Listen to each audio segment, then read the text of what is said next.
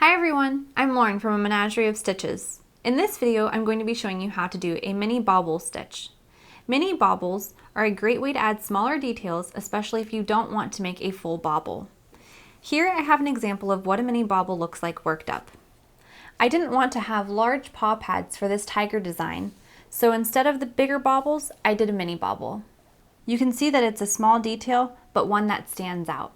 Mini bobbles are worked up just the same as regular bobbles. The only difference is how many loops we have on the hook before completing the bobble.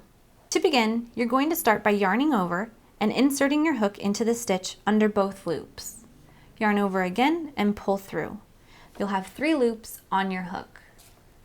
Yarn over again and pull through the first 2 loops so that 2 loops remain on your hook. Now we're going to repeat that step once more. So yarn over, insert into the same stitch, yarn over again and pull up a loop, yarn over and pull through the first 2 loops. Now to complete this bobble stitch, you're just going to yarn over and pull through all 3 loops. And that's how you make a mini bobble stitch. It doesn't look like much of a bump right here, but if I continue to crochet, you can see the bump will poke out slightly. And if it doesn't, you're always welcome to push with your fingers so that the bump will stick out. And that's how you make a mini bobble stitch. Don't forget that you can always adjust the playback speed of this video if you need it to be a bit slower. I hope you found this tutorial helpful. If you enjoyed this video, please give it a thumbs up and leave a comment.